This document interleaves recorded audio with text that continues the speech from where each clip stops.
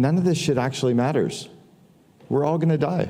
The earth was here for millions and millions of years before us. It's gonna be here for millions and millions of years after us. Like whatever we do is like completely massively insignificant.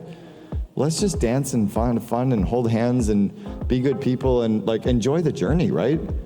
Because this is just what we're doing to make a buck. And I think if you bring that attitude back into the workforce, you can still work hard, you can still be passionately driving towards goals, you can still build great companies, but for your employees as well, this is just what they're doing to make a buck. You gotta remember that shit. None of this matters. Don't take yourself so fucking seriously.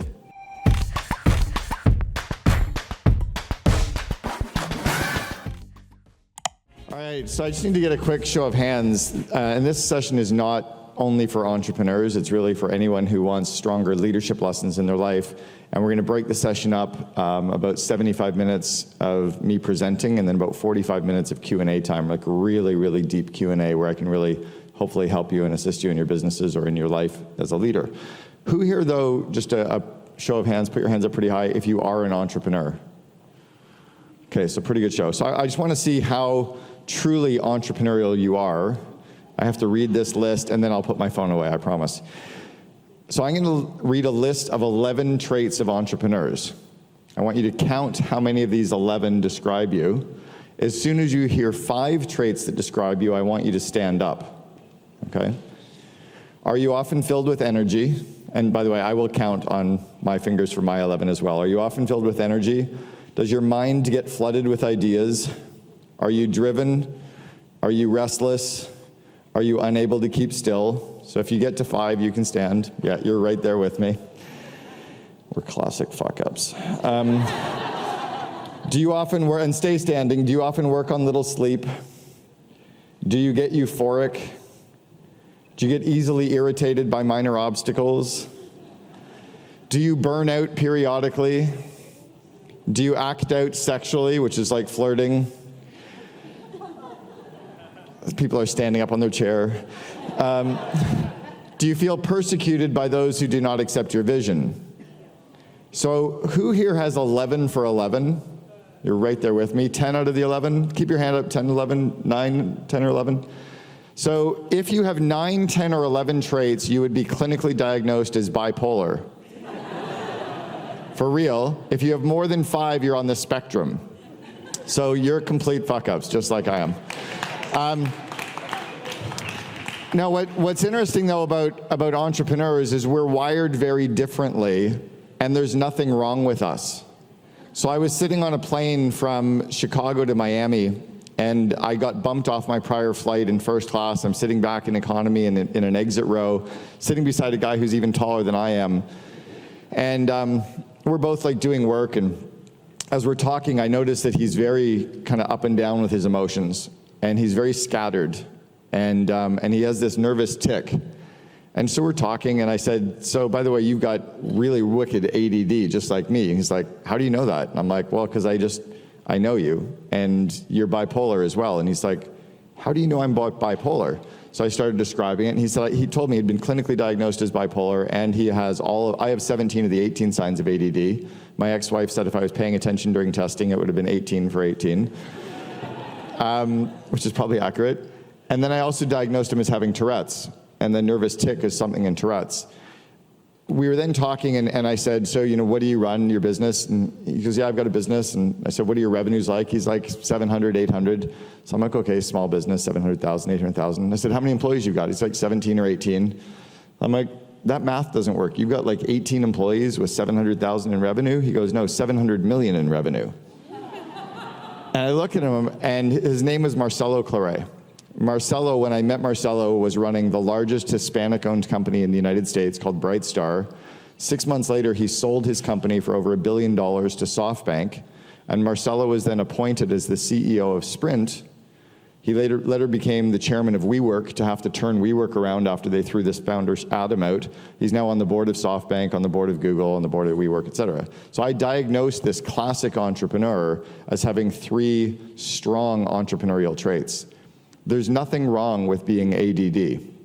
So there's somebody here, he might even be in the audience, who I met at the event, who came up to me at the party a couple nights ago, and he said, you said you've got really bad ADD, I can help you with that. Stay the fuck away from me. I don't want help with my ADD because as an entrepreneur, it's a superpower. The fact that I can see what's happening with the economy, my customers, my suppliers, the market, I can see the problems with my website, I can notice little trends, but because I'm seeing everything, it's so overwhelming to me, I have to delegate them quickly. I don't want to be a doctor, I don't want to be an engineer, I don't want to be a teacher. The bipolar disorder, the mania of bipolar disorder is why people will follow me. It's why they'll invest. It's why they'll quit their job. It's why they will you take on a project that we don't know the ends to. It's why somebody will literally join the company for less money than they were making elsewhere, is because we're on that manic fringe and they love that energy. The stress and depression is simply us course correcting because we can't tell our peers, we can't tell our employees how stressed we are. We can't really admit to our leadership team that we're scared at times or that we're screwing things up. We can't admit to our customers that something's going wrong. We can't tell our board. So as the entrepreneur, and sometimes we don't even tell our spouse that we haven't paid ourselves for 6 months or 6 weeks or drawn a paycheck or paid ourselves back the expenses. When we were building 1-800-GOT-JUNK, I went 3 months without a paycheck and without submitting expenses because we didn't have the money to pay it. I sure didn't tell my ex-wife that because she would have been freaking out. So Brian and I kind of lived in this little zone of stress and depression. So the reason I bring this up is I know entrepreneurs. It's all I know. I kind of feel like a bit of a fraud at Mindvalley because I'm not this heart-centered, meditation, blissed out, even though I live in, like the closest I get is I live in Vancouver part-time, like, right? But I like it and I want to do it and I want to get better at it and I want to explore it, but you guys are like miles down the road in that for me. But I do know entrepreneurs. So I've been paid to speak to groups of entrepreneurs now in 26 countries on 7 continents. All I really know is entrepreneurial leaders. And what I'm going to give to you today are the lessons that I wish I'd known at a younger age. So when I left 1-800-GOT-JUNK, I decided to journal, which is something that we teach you at Mindvalley. And I started journaling 20 minutes every morning for 3.5 months. And while I was journaling, I came up with a lot of these lessons. And these lessons became what I call the letters to my younger self. And they're all in my very first book, Double Double. So they're the last chapter of the book, Double Double. I'm going to give you those lessons today, and then we're going to open it up for Q&A. Now, I know the book Double Double is really good because it's in... That is not Photoshopped, for Christ's sake. It's not Photoshopped. I know the book is really good because it was in Richard Branson's library on Necker Island. Now, Richard doesn't really read because he's massively dyslexic. That is not Photoshopped. A friend of mine put it there and took the picture, but it's not Photoshopped. People are like, oh my God, it's in his library. I'm like, first off, I don't think he can read. He's so massively dyslexic. And secondly, Necker Island was obliterated about 5 years ago in that massive storm, so that library doesn't even exist anymore. But I will keep showing this picture. All right, so let's go into letters to my younger self. Now, I can stand up here and talk to you about all my successes, right? How big we grew 1-800-GOT-JUNK. I took them from 14 employees to 3,100 employees in 6 years. We went from $2 million to $106 million in revenue in 6 years. We had no debt. We had no outside shareholders. We gave up no equity. We ranked as the #2 company in Canada to work for, blah, blah, blah, blah, blah. What I want to talk to you about today more is the failures and the struggles, and hopefully give you some of those lessons from there, because that's where a lot of my real strengths came from. So the first one was I was at a cocktail party one night, and this was around 2007, 2008. I think I just left 1-800-GOT-JUNK, or was just in the process of probably leaving, and one of the women who worked for me, Jillian, came up to me and she said, you know, you're really fucking boring.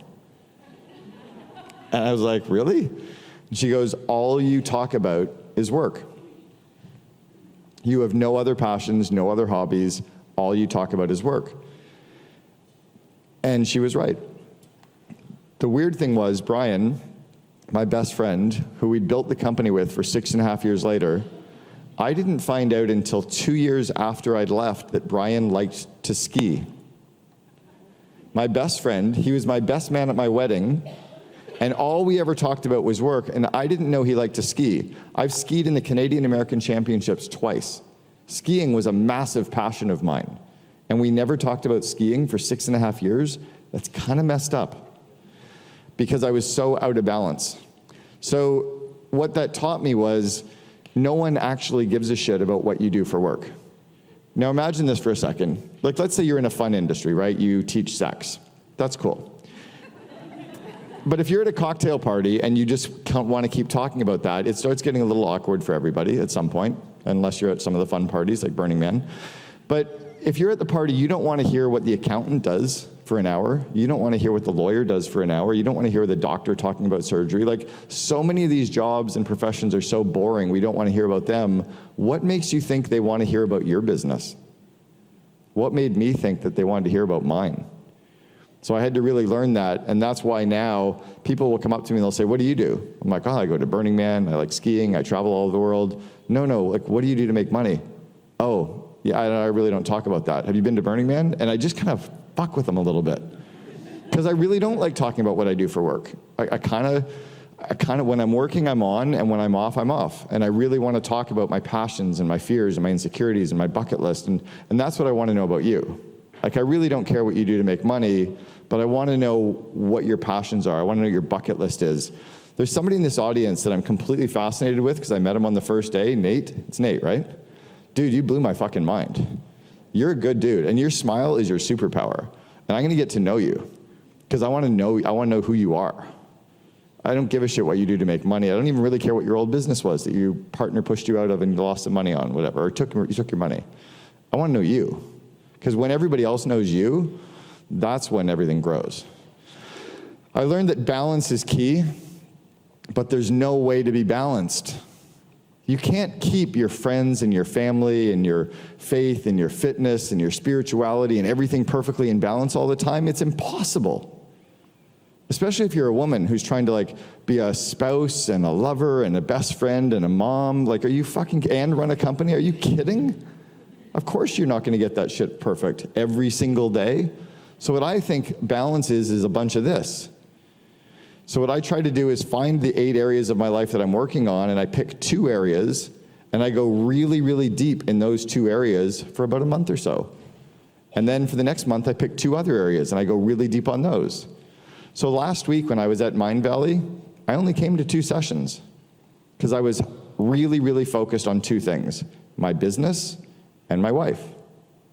And this week, I've been spending more time at Mindvalley, coming here, working here, networking here, going for lunches with people, going for coffee, showing up first thing in the morning, going to the parties at night, and kind of ignoring my wife a little bit. But this is like Mindvalley week for me.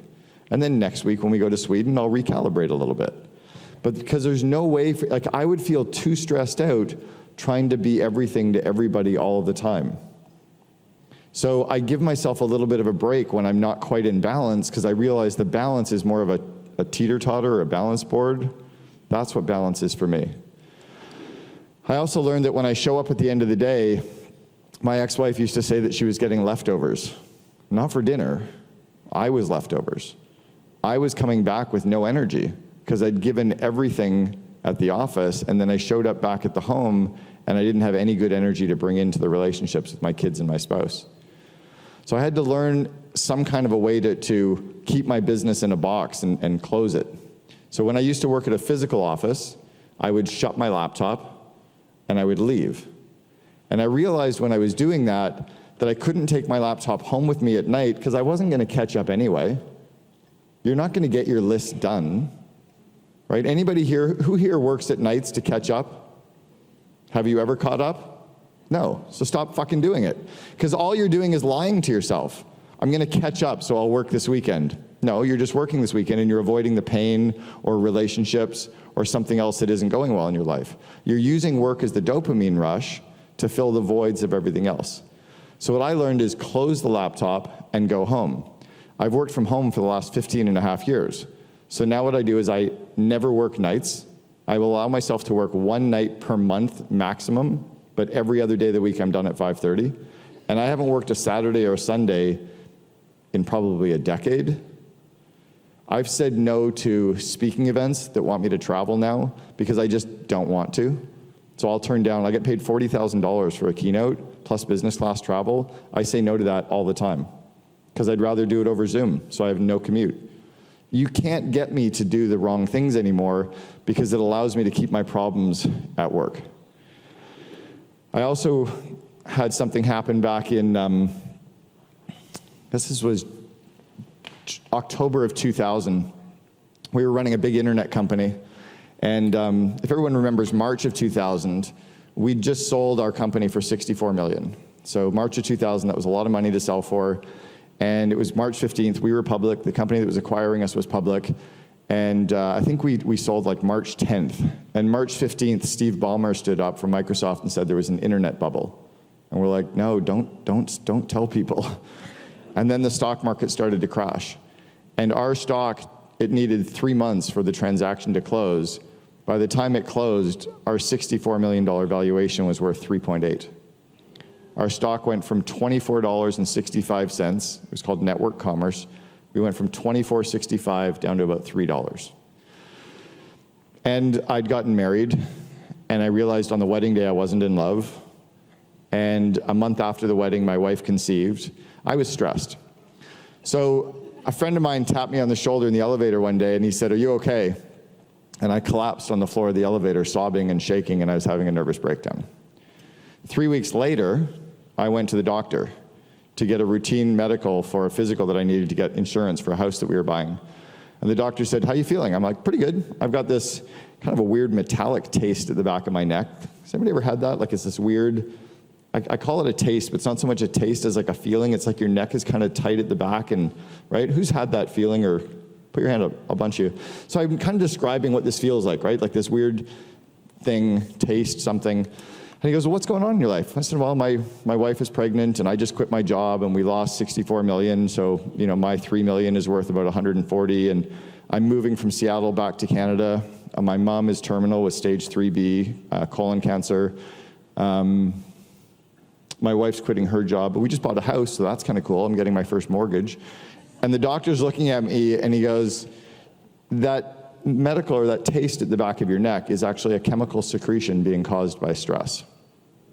So we did this test that they give you, and you have to fill out all these questions, and they give you points. And if you get like 150 points, you have a 50% chance of a heart attack.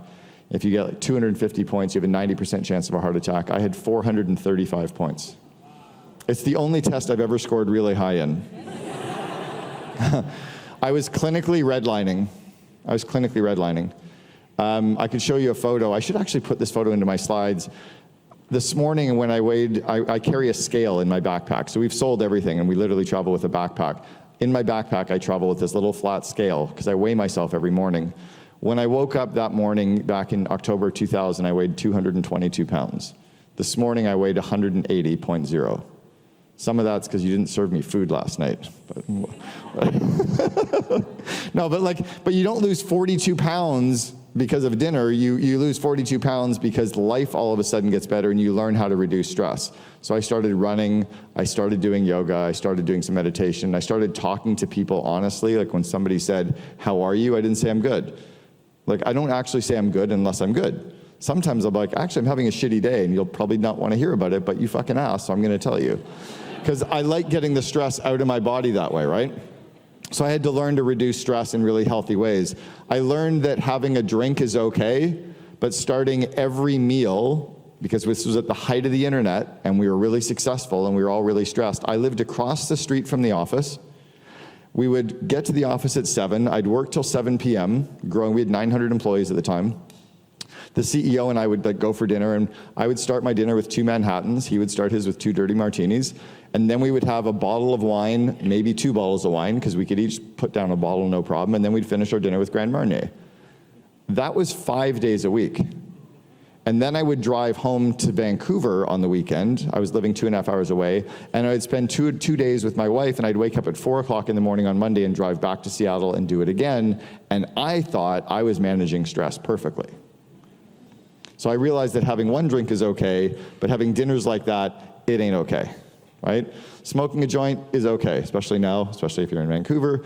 Smoking 7 of them a day, probably not a good idea. Doing yoga once in a while is good. Doing yoga 7 days a week for 2 hours and avoiding your friends and family, probably not so good, right? So it's kind of that all things in moderation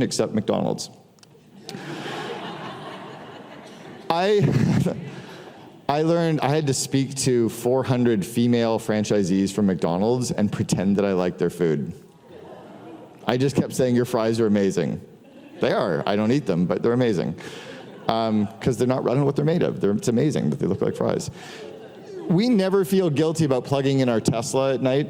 We never feel guilty about plugging in our phone at night. Why do we feel guilty about recharging ourselves at night?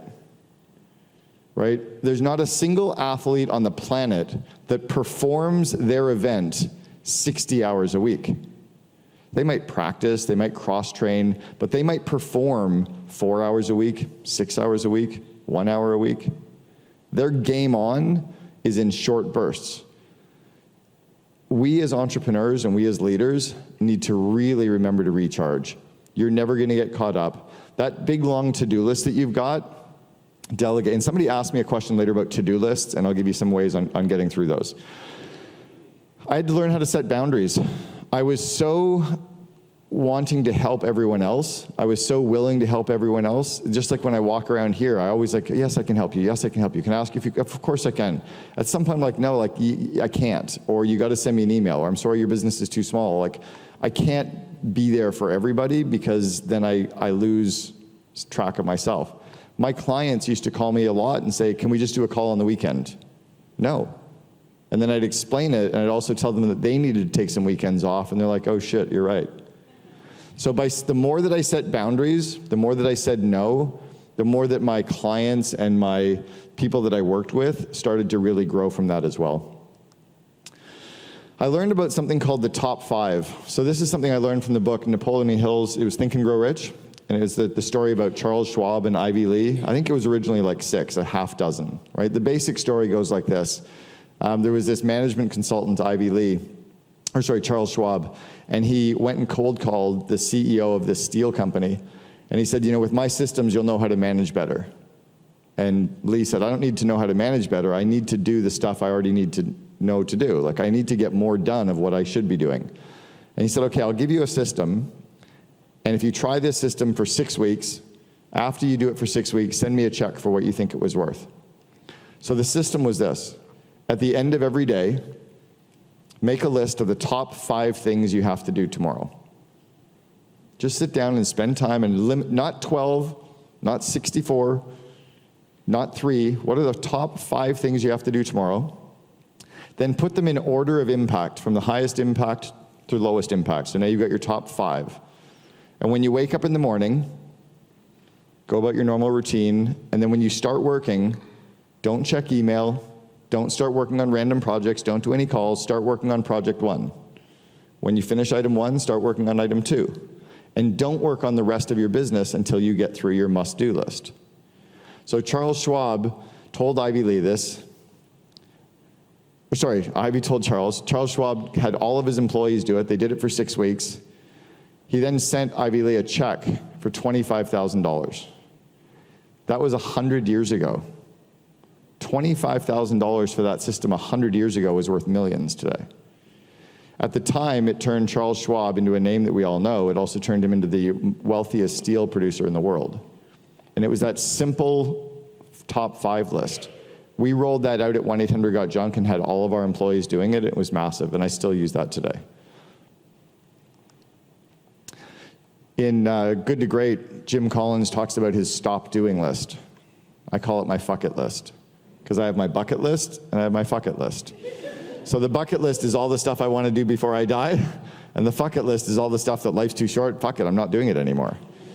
Like, do you know what's on my fuck it list? Drinking wine on planes.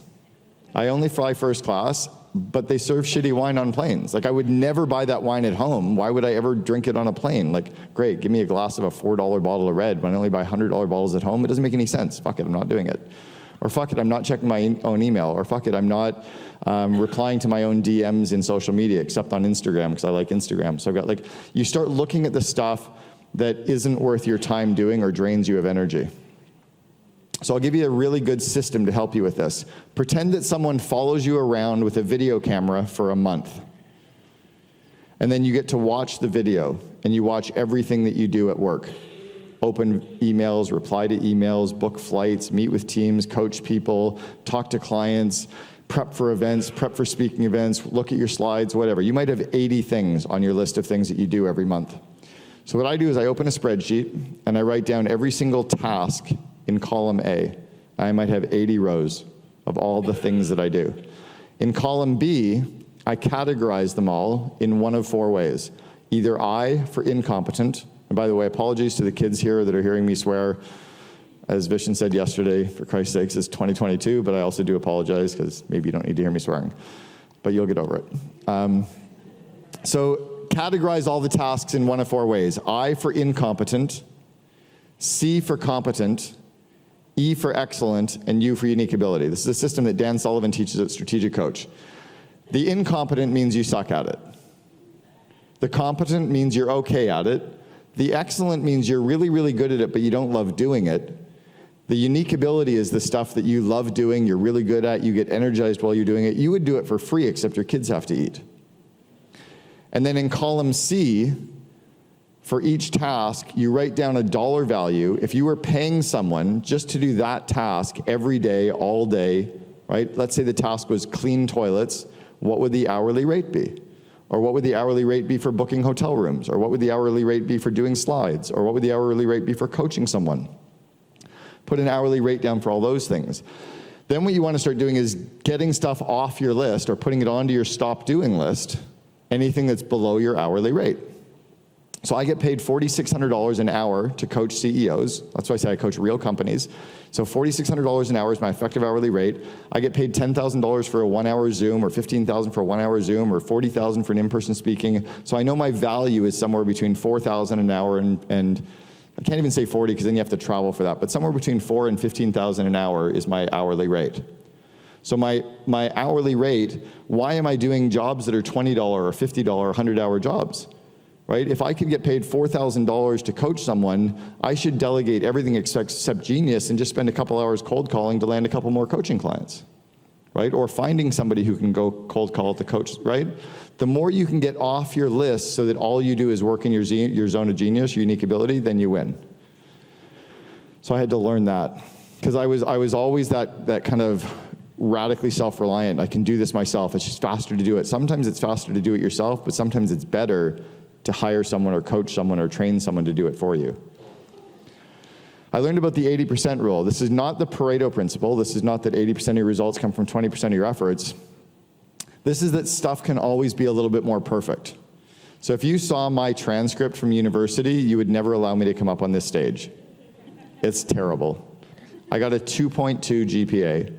I had 63% because I was running a business. I was president of fraternity. I was on the ski team, and I didn't go to classes. But I learned that A's, straight A's, who got straight A's in school? Do you know that no one has looked at your transcript since you graduated? Sorry to break it to you, they didn't matter. You were lied to. We were all lied to. The straight A's didn't really matter. What mattered was getting educated for yourself, for the sake of learning more, not to have a transcript that no one's ever going to look at again. So what I learned is that most people are okay with a solid B. Most people are okay with a solid 80%. So what I try to do is get stuff done and get it out the door as quickly as possible, and then maybe pass the part that could be improved to an expert who can improve it really quickly. So I'll show you how this works. I'm a really bad writer. I'm a horrible writer. So when I write something, like I can piss people off with a happy birthday email. It comes off as too short and like, why don't you care? I'm like, God, I said happy birthday. Yeah, but that was it. I'm like, fuck, I'm busy. Well, now you're swearing at me. I was like, Jesus. So I learned that I shouldn't write emails out to my tribe or my clients or my franchise partners, but I had the idea of what I wanted to say. So my 80% was to do a transcription. I would literally record it. This was back in the day when it was Dragon Dictation. Now you've got Siri or Otter, whatever you want to use. So I would do a transcription. I send it to my assistant, and she types it up and makes it better. So she takes my 80%, which is verbal or transcribed, and she can polish it, and she can take that part that was 20%. She can get it really quickly. Like in 15 minutes, she can polish my email and get it to 96% perfect. Now, if I'm going to send it out to the millions of people like a Mindvalley, Vishen could do his verbally. Somebody could actually edit it for him, and then he'll send it to a copywriter or a communications specialist, and they really make it pop off the page. They take that 4% and they polish it to 80% in a half an hour, and now it's 99.2% perfect. That's pretty amazing, right? Because we're not flying planes, there's no surgery, perfect slows everything down. But how can you quickly have a bunch of experts that you can pass things to and do it 30 minutes, 30 minutes, 30 minutes? Now that memo that used to take me 6 days takes me 5 minutes, takes my assistant 15 minutes, and takes a copywriter 30, and everybody's thrilled. And if you can remove the time in between each of those stages, your stuff's getting out the door faster, and momentum is creating momentum because of that 80% result. I had to learn to outsource. Now this is becoming more and more obvious today, but I've been outsourcing now for 12 years. I just got a note the other day from one of my former assistants who's based in the Philippines, and she was an assistant of mine 12 years ago. The Philippines to Vancouver was amazing for time zones. I would work from like 8 until 5 o'clock during the day in Vancouver, delegating tasks out to her.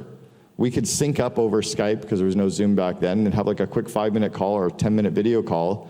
I would then go about my evening, go to sleep, wake up in the morning, and all the stuff I delegated to her got done because 5 p.m. my time was 8 a.m. in the Philippines. And I was paying her $3 an hour. Why would you pay, like my executive assistant was with me 6.5 years, is $85,000 a year plus 5 weeks vacation. I have Meredith, my assistant, delegating to people now overseas to get some of her admin work off her plate. Because if we can get it done for $6 an hour, and I pay all my outsourced people, my freelance people more, so if they come to me and say it's $5 an hour, I'm like, yeah, I can't do that.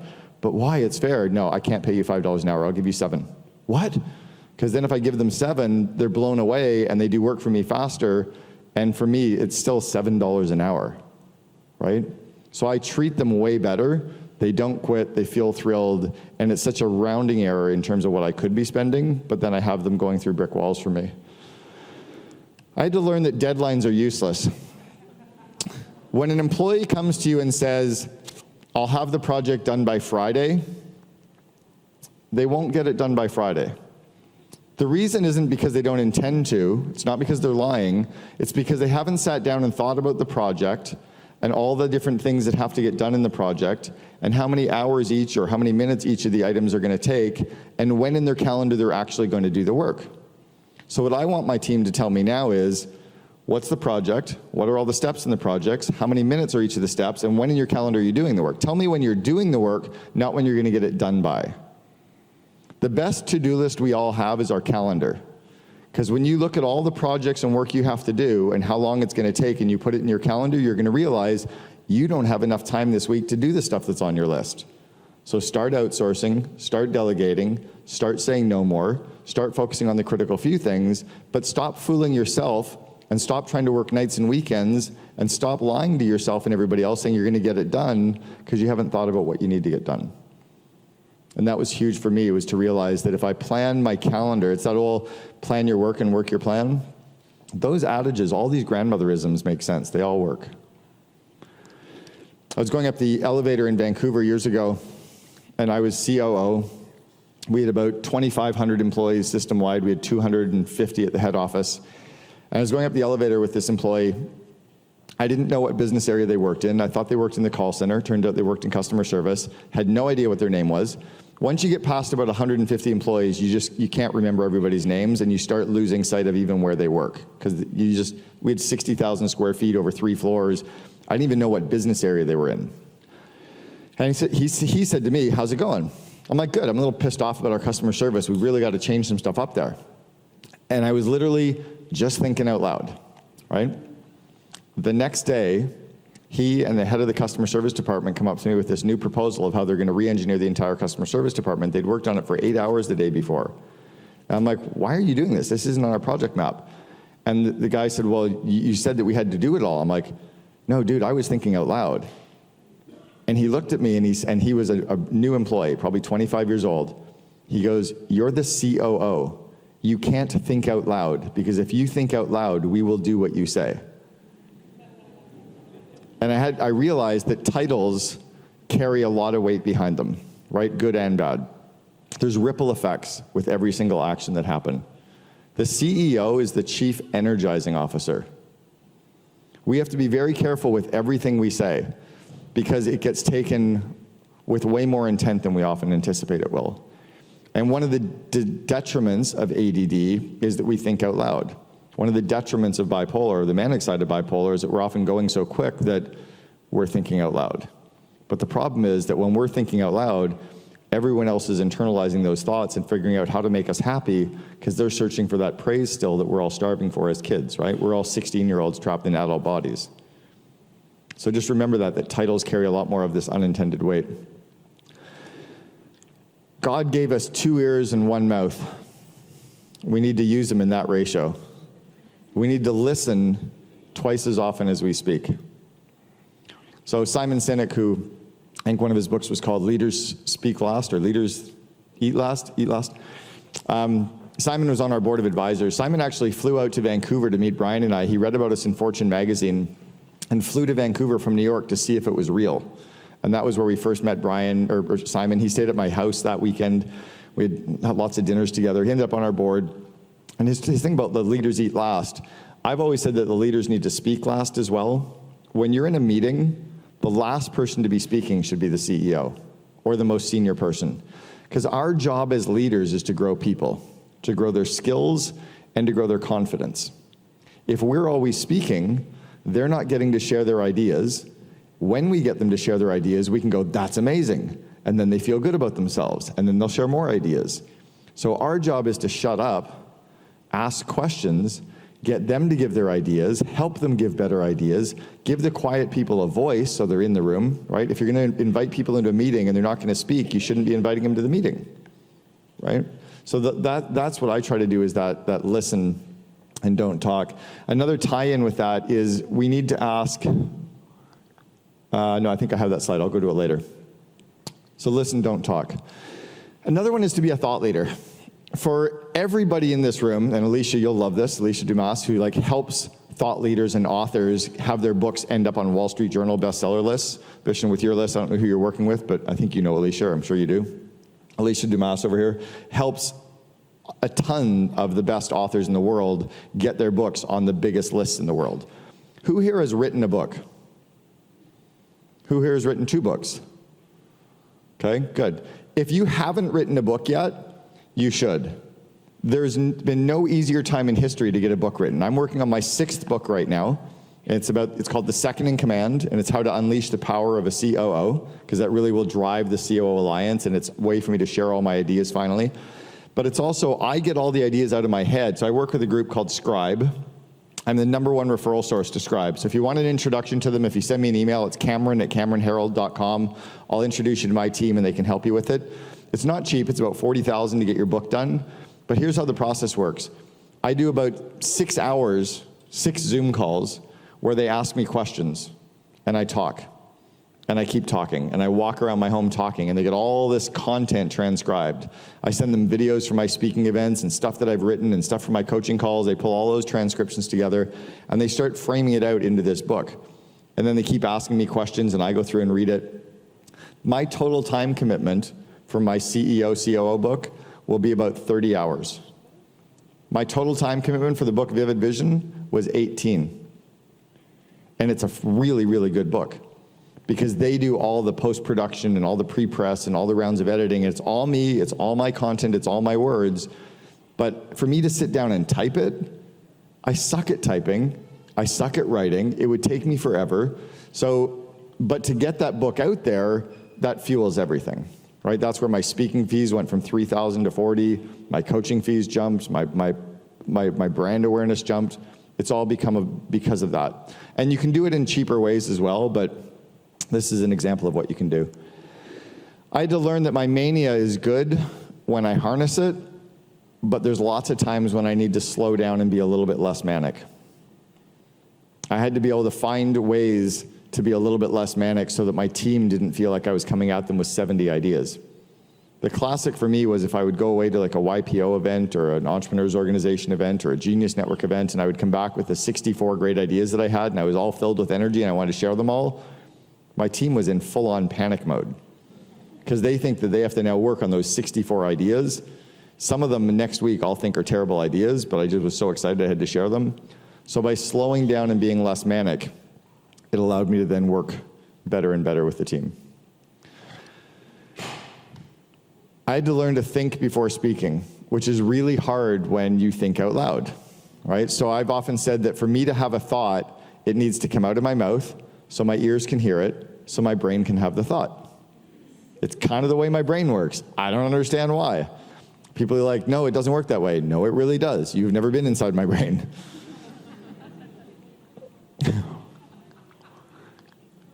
I started brushing my teeth yesterday, and I hadn't finished going to the bathroom. My wife looked at me, she goes, are you fucking kidding? I'm like, I didn't even realize it was happening. I swear to God, literally yesterday. When an ADD brain is, I know that was way too much information. I'm not gonna show you a slide of it happening. But when the ADD brain is going, it's hard to unwind that. And so you have to learn how to work with that. So I've learned to tell my team now, just let me talk. Don't write it all down. When I'm finished talking, I'll tell you what we've summarized or where we've netted out. But I'm gonna meander a little bit. I need to work through this. Or I'll just say, I'm just thinking out loud right now. Just don't take any notes, right? Just let me think. And they're learning that. I learned that every single action that we have as a leader has a ripple effect. And it's almost like a big boulder that we drop into a pond. Let's say it's a new project that you're doing. That's like a big boulder. That project is gonna have ripples, good ripples and bad ripples. That new team leader that you hire, that new senior person that you bring into the team is gonna have good ripples and bad ripples. And often as leaders, I'll give you an example. Let's say we hire a new VP of technology. And we bring this, and all we're worried about is onboarding the new person, making sure they know everybody, making sure they know their job, making sure they know the tools that we use, making sure that they're getting along with everybody. And we're missing all the ripples that are happening. We're missing that the 6 other directors are still pissed off that they didn't get the job. We're missing that 2 of the directors don't like that person. We're missing that 2 of the directors are worried because they think that this VP of IT is going to fire them and hire their friend. We're worried that like all these ripples that are happening that we don't even spend time looking for. So our job as leaders isn't to focus always on the projects getting done. It isn't to focus always on getting these people onboarded. It's to sit and watch for the ripple effects, to literally watch. And that's one of the strengths of ADD is you notice them. But what I want us to do is to actually proactively look for them.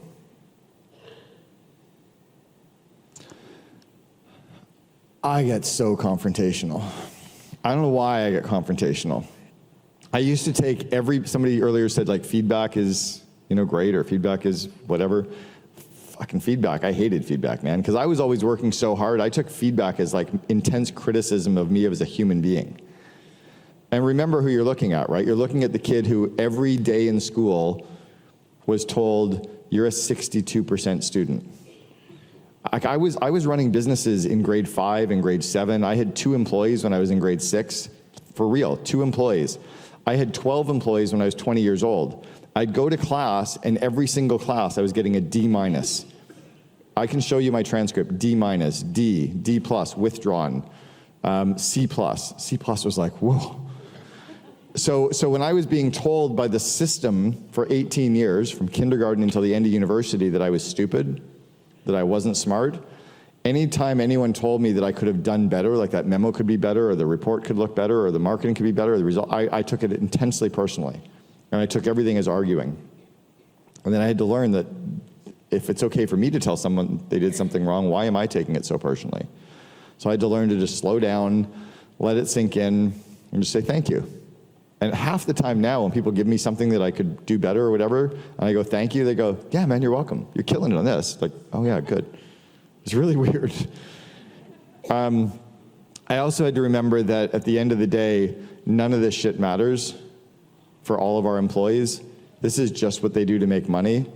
And they're trying their best, but there's probably something happening at home with their spouse or their partner or their dog or their condo or their parents or the economy, or maybe this stress is really building up in them, and maybe I can just slow it down and be more empathetic as a human with them, and maybe I don't have to be so confrontational with them as well. Maybe I can actually be more understanding and really know what's happening in their life, and then all the other stuff just starts to not even matter as much, or I realize I can just help them with it instead. So I was a part of an organization called EO, which is the Entrepreneurs Organization.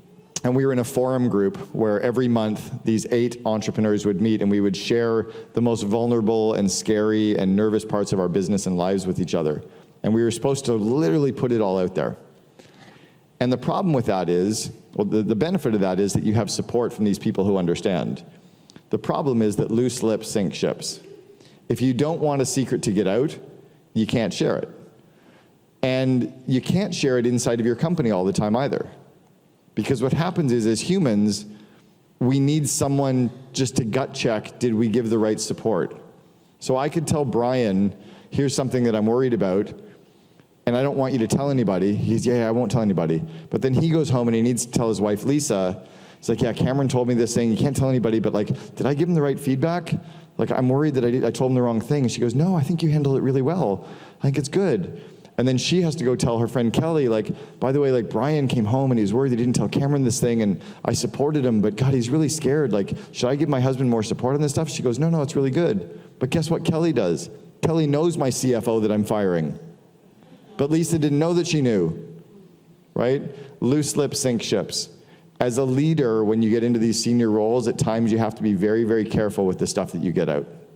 I'm helping 4 clients right now sell their companies, and it's a real art to be able to continue running a company, continue managing a leadership team, and only have 1 or 2 people on that team actually know that you're working for an exit, and because the rest of the people would be panicked, right?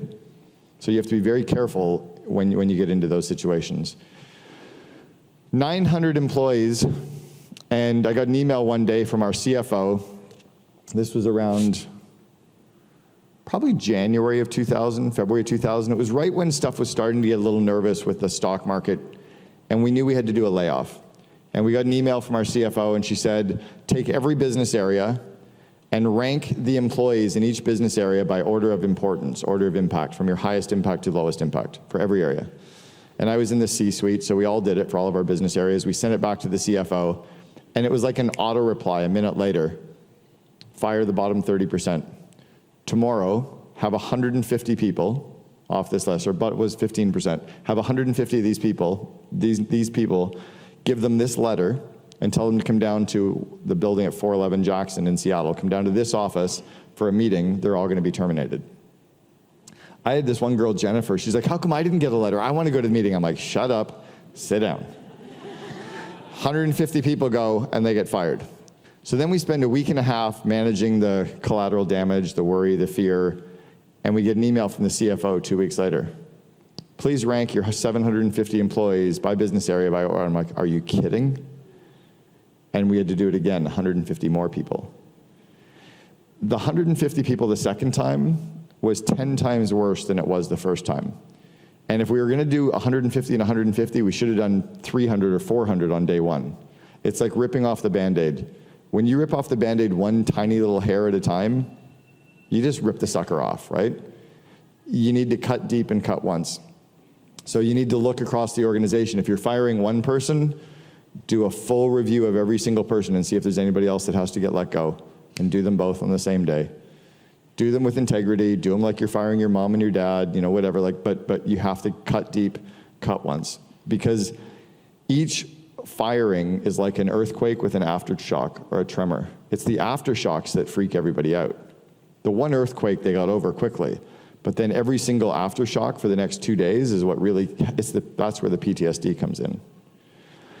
So I was at a restaurant years ago, and I had the CEO of a company that I was eating lunch with, and the waitress came up to take our order, and he was looking down or looking at me, and he goes, no, we're good. Like, he was talking to me, and he goes, no, she was here. He didn't even look at her. And I was like, wow, what a dick. And I realized that that's probably the way he is inside of his business as well. And it's amazing how you can see people and the way that they treat their employees, the way they treat their teams, when they're just in public around other people. Not at necessarily an event that they're running, but when they're just going about their daily lives. In all of my years of knowing Brian, I've known him now for 25 years, Brian, the founder of 1-800-GOT-JUNK, I told one of my kids this the other day, I don't think I've ever been able to open a door for Brian. And I open doors for people all the time. $20, what's the charity shows $20 do? He'll tell you a charity. Or just buy me a beer later. Or eat. I told my son the other day that I don't ever remember opening a door for Brian because Brian gets to the door first on purpose to open a door for everybody. He's just wired that way. I had someone the other day come up to me and they go, did you just pick up garbage here? And I was like, yeah. She was one of the staff from Mindvalley. She goes, you don't have to do that. We've got cleaners. I'm like, no, it's good. Like, it was right here. Like, I just picked it up. It's not a big deal. Like, I'll wash my hands later. But I'm hardwired to just pick stuff up. Be a good person. So look for that. Vishen has an uncanny ability to hire great people. I met someone last night at the speaker's dinner, and she told me that he hired her at a cocktail party because she was dating one of his employees, and he's like, I don't even know the role that we can put you into yet, but we'll figure something out. Because you see the energy, you see the person. It's not about understanding exactly the job. As Jim Collins said, you get the right people on the bus, the wrong people off the bus, and everybody in the right seats. It's that, and you can notice that with those restaurant rules and how they go about their daily lives. You'll see leadership traits in people in their normal day just going to yoga. You'll see leadership traits. You'll see people that care. So this was the one that I was going to skip to later. As leaders, we often really don't know how to ask the right questions of our team. So one of my mentors was being groomed as the second in command at Starbucks. So he was a real mentor. Like, we had a 1-hour call every month for 2 years. And then we would meet in person for a full day every quarter. One quarter I would go down to Seattle to their head office. One quarter he would come up to Vancouver to our head office. And he was mentoring me for free for 2 years to help grow me. And I picked him out as a mentor. So I was talking to Greg one day and I said, tell me, one area that you were grown, that you grew kind of at Starbucks. And he goes, well, I'll tell you something and how I grew the CEO. Because he was working with me on leading up. I had to lead Brian, the CEO, in some areas, and he was working with me on the art of leading up, leading the CEO. And I said, so what's the example? He said, well, Howard Behar, at the time, was CEO of Starbucks. So we had Howard Schultz, Orrin Smith, and Howard Behar, and I think there's a fourth now. Or I think Howard's actually back in, Howard Schultz.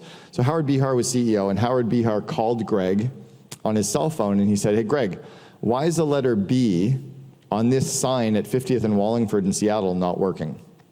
I only use that example because that was the first Starbucks I ever went to in Seattle in 1993. And Greg's like, I don't care, that's a terrible question. Howard's like, dude, like, why is the letter B not working? And Greg said, not a leadership question. And Howard said, okay. And at the time, I think they had like 11,000 locations. And Howard said, what's a leadership question? And Greg said, what system do we have in place to ensure that every letter on every sign at all of our locations is always working? He said, that's a question I'm going to answer, but I don't give a shit why the letter B on that sign's not working. Howard goes, touche. So as leaders, we don't have to find out why something got broken. Why did that not happen? Why did this not happen? That's not the question. The question is, what system do we have in place to ensure that those things never happen again? And it does actually stop with the CEO, because you hired the people or had the systems in place that allowed people to come in, right? It can always go to some underlying system. So what system is broken? Create a no-blame environment where people don't fail, systems fail. Michael Gerber from NEMA said that. When you create that no-blame environment, people are going to be willing to say something's broken because they know they're not going to get in trouble for it because you're going to put an underlying system in place so that it doesn't happen again. One of our COO Alliance members, they've been a member for 6 years. Their CEO is a really good friend of mine. And I found out that I'd referred something over to them, and they're in the medical space, and one of their clients wasn't very happy. And Dave, who's one of my best friends, the CEO, said, it's okay, I got it, I'll fix the problem, I'll talk to the customer, he'll be all good. I said, no, Dave, you're missing the point. I really don't care that John is unhappy with you. That's not the point. What system can you put in place to ensure that your tens of thousands of customers going forward never have the issue John had? Dave's like, oh shit, you're right. Right? We go to that underlying, what's the broken system or fixed system that we can put in place, then your business really scales. But if you keep focusing on fixing the problem, right, or that one thing, or who did it wrong, you're missing the whole point. So the leadership questions are what system is broken or system is missing. And then it creates this trust within your team. You know, Bill Gates used to do what he called Think Week, and he would go away twice a year and take all these books and just go without technology and just allow himself time to think. Do you ever take time to just think? Right? No phone, no laptop. I talk about it in the Vivid Vision Quest about getting away from your laptop and away from your office and going somewhere just to allow your mind to dream. But what about just leaving your phone and going for a walk, or leaving your phone and going for dinner, or closing your laptop down for a week and going, like, go on vacation. That doesn't mean working while you're there. It doesn't mean checking email while you're there. It means like disconnecting. It's okay. Do you know that your grandparents used to go on vacation without technology and the business was there when they came home? For real. Like, my grandfather taught me that. My grandfather, both sets of grandparents were entrepreneurs, and one of my grandparents said, when you go on the golf course, don't let me ever see you have your phone. I'm like, but I need to check. He goes, dude, I didn't say dude. He was like, I built my business without a cell phone. I can go golfing for 6 hours or 5 hours. I'm like, yeah, you're right. Makes sense. So take the time to disconnect. Take the time to think, right? I talked earlier a little bit about the criticism or the feedback. I had to learn to embrace the criticism, right? Learn to actually take that criticism and say thank you for that. Take it as a chance to grow and not see it as something that I'd really done wrong or something that I had to didn't have to take it so damn personally. So I look for that feedback now. I probably look for it too much. Like, I'll come off a stage and people are like, oh, you were great. No, I could do this better, that better, this better. So I'm okay now with taking the criticism in just as a feedback loop of ways to improve, and I look for a system that's missing to help me get better at that. Years ago, I was running a daily huddle at 1-800-GOT-JUNK, and I was really pissed off about some stuff around time management. And I felt like a lot of our employees were wasting time in meetings. It actually got talked about in my book, Meetings Suck, around meetings and running highly efficient meetings and booking meetings for half the time you first think about booking them for, just how to really get highly impactful meetings happening, or phone calls. And I decided at Huddle, we had 150 employees there, I decided to just give them all shit for how much time they were wasting. Seemed appropriate at the time because I was manic and a little bit bipolar and was a little ADD, and I just went for it, and it was good, man. Like, I cut them all down perfectly and destroyed the energy in the company for a solid 2 months. The recovery from that 30 seconds took 2 months for them to have trust and feel okay again. So I learned that negative public comments don't actually help you. It's that whole private criticism, public praise, and just really remembering that as CEO, you're the chief energizing officer, right? What are you doing to actually stir the Kool-Aid to get more energy? And be careful with anything you're doing that lowers the energy of your team. It's incredible how fast you can shift the energy in a room. You know, we talked about Esther Hicks and the movie The Secret. That's so true in the business world. We had all of our employees watch the movie, and we had all of our franchise partners watch the movie, and then we had all of our top franchise partners watch the movie twice to understand quantum mechanics and quantum physics and how to transfer that positive energy around, not just the manifestation, but how to actually use energy in a positive way. Negative public comments destroy energy. I also learned that anytime I told a secret to someone, it destroyed trust. And I learned this because I talked to Tressa, who was my VP of operations. She was literally packing my parachute every day. She was somebody who I would give the most important projects to, and she could handle all that stuff for me perfectly. So I was having problems with one of the other guys who worked for us, Alex, and I decided to sit down with Tressa and talk to her about her peer, Alex, and what was pissing me off. I needed to bounce some ideas around and see what I was thinking. So I told her about it, and I said, Nick, you can't tell Alex this. And I thought I was doing something really good. And a week later, Tressa came up to me and she goes, I haven't slept in 5 days. I'm like, why? She said, I know that you needed to talk to me about Alex, but now I wonder who you're talking to about me. I wonder who you're going behind my back and asking questions about. And I was like, well, no one. She would never believe that. Because even though, do you follow where I'm going? Anytime you think that you're doing a favor with doing that, you're fucking everything else up. And you're destroying the own trust in your own organization. By the way, blind carbon copy is destroying trust in your organization. Now if you blind CC, like blind CCing to save your inbox, by the way, you don't need to say that, we get it, like John BCC'd, like we get it. You don't need to say the rest of the whole sentence. But when you blind CC and don't tell people and you're doing it, so hey Vishen, I'm letting you know what I'm doing over here, Vishen's now wondering who I'm doing it to, right?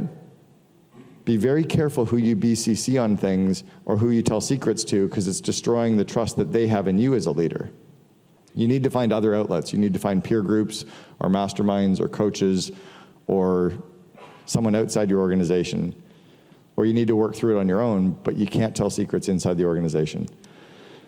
Brian and I were off on a retreat at 1-800-GOT-JUNK, just the two of us, taking some time to think about the business, and we realized that our call center was really massively screwing up. So we went back in and we coined this phrase, inspect what you expect. And we got them to start showing us what they were doing, showing us what they were working on, showing us the reports. And we realized that so much of the work that was happening in our call center wasn't being used by anyone. All the stuff that we thought they were doing wasn't actually really happening. So we learned that you kind of have to trust but verify. That's not micromanaging, it's just good leadership. I also learned that mentoring doesn't have to take time. You don't have to stop what you're doing to coach someone who reports to you. They can just sit and watch you. You could do phone calls, they can listen in. You could CC them on emails and just say, hey, I'm CCing these people because they're new and I want them to see. You could let them ride shotgun. You could let them sit in your board meetings, let them sit in your leadership team meeting, let them sit in the corner and just watch you do what you do. So years ago, I was doing budgeting with 1-800-GOT-JUNK with our CFO, Trish, and we got into the budgeting meeting one day and she goes, oh, this is Elaine. Elaine's working with us in budgeting now. I'm like, hey, nice to see you. Trish goes, Elaine won't be saying anything. She won't even be asking questions. She's just going to sit here. I'm like, okay, that's cool. So we go about the meeting for a half hour, and Trish's like, yeah, I'll see you Thursday. Okay, cool. We leave. We go about our day. A couple days later, we meet, start meeting. Trish goes, oh, by the way, Elaine might have a couple of questions. I'm like, yeah, that's good. Elaine asks a couple of questions. Next Tuesday, Elaine comes in. Trish goes, Elaine's probably going to ask a lot of questions. She might even have some suggestions. I'm like, that's cool. Thursday, I come in. Elaine's sitting there. I'm like, where's Trish? She's not coming. I run budgeting. I'm like, oh, fuck, I get it. Right? It took Trish no time to train Elaine because she just kept doing her job and she let Elaine ride shotgun. Trish had been the former head of finance for Starbucks. When she came in to join us at 1-800-GOT-JUNK, we were a cute little company. And I got to learn that just by watching her going. Mentoring doesn't have to take time. We need to stop doing and start leading. Our job as leaders is to grow people, and it's to grow their skills and grow their confidence. One of the reasons why I launched my Invest in Your Leaders course, and by the way, you should all take a look. It's called investinyourleaders.com. It's the 12 core leadership skills that every leader needs to get better at in their day and their jobs. The reason I launched that course is for anyone who manages people to grow their skills. So it's situational leadership, coaching, delegation, time management, conflict management, one-on-one meetings, interviewing, running meetings, email management, project management. It's all the shit that managers need to be good at. And we don't train them in it. Drives me crazy. Train them in those skills, their skills will go up. When their skills go up, their confidence goes up. When their confidence goes up, they'll try more new stuff and they'll gain more skills. So our job as the leader is to be at the bottom of the org chart, growing our people's skills and growing their confidence. I want you to pretend that all of your managers are climbing up two ladders, two 40-foot ladders. And in the middle, they get kind of shaky, right? I know this because I ran a house painting business. So imagine if the two ladders are right beside each other, and your left hand and left foot climb up one ladder, your right hand and right foot climb up the other ladder. One ladder is skills, one ladder is confidence. If the confidence ladder is shaking, I'm not taking on any more skills, am I? If my skills ladder is shaky, my confidence starts to get shaky. It gets pretty fucking terrifying climbing up two ladders beside each other. But if they're both solid, you'll continue to grow. That's the whole purpose for launching that course, Invest in Your Leaders.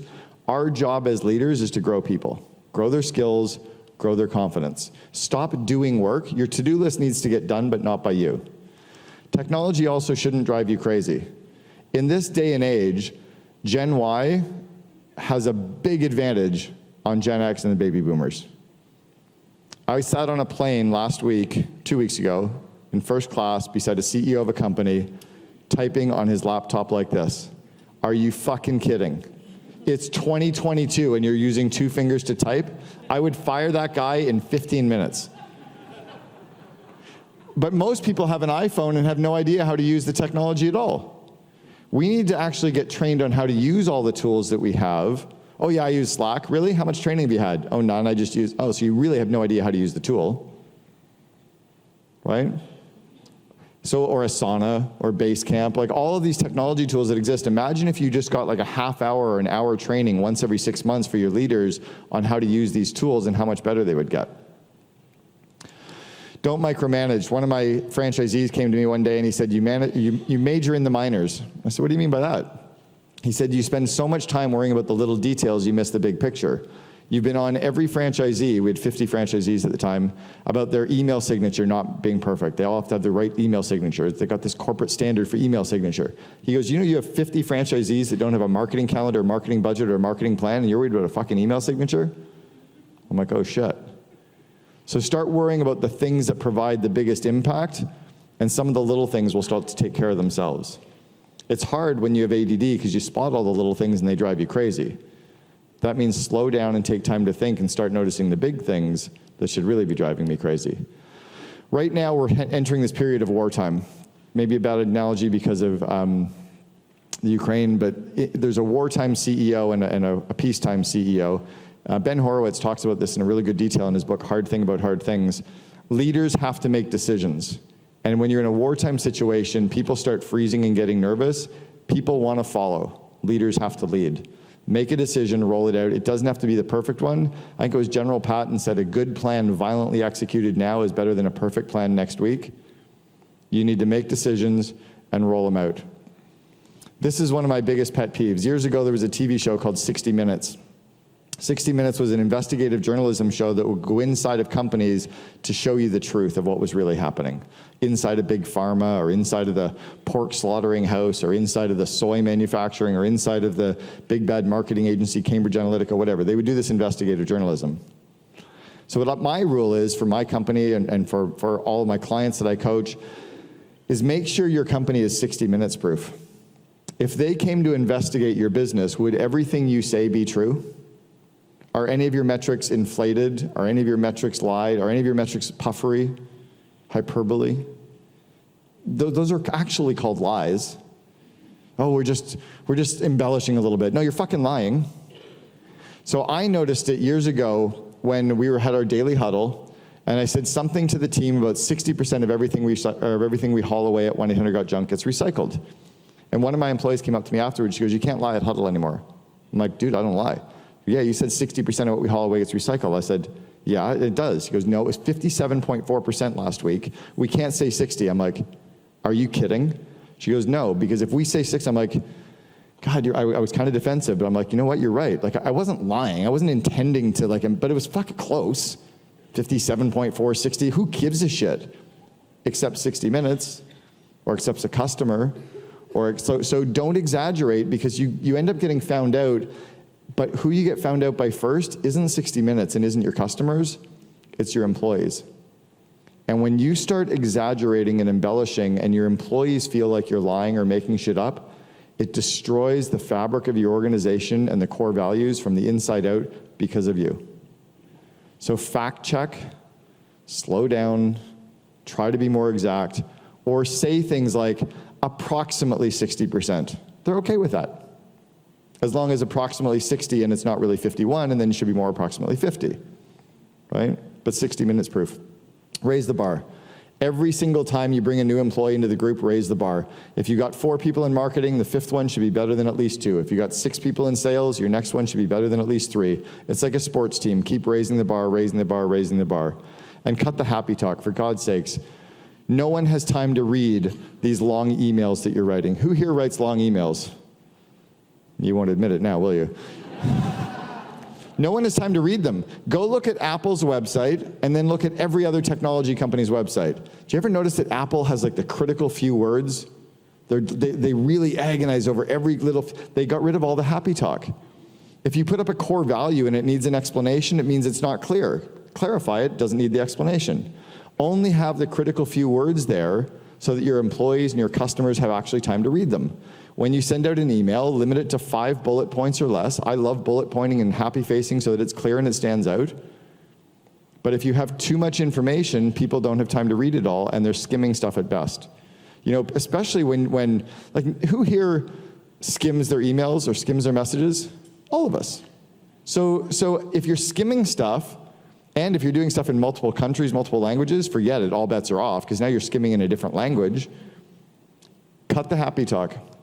We talked a little bit about CCing and blind CCing. I also really limit the amount of people I CC on stuff. They actually don't need to know. If you're gonna CC somebody on something, tell them what you need to do or don't do it. Do you know that years ago where carbon copy came from was back in the photocopier days or in the carbon page? You literally had to go to the photocopier and photocopy 42 sheets to hand it to the 42 people and put it in their fucking mailboxes. So guess what? You didn't CC 42 people because you didn't want to have to spend time doing it.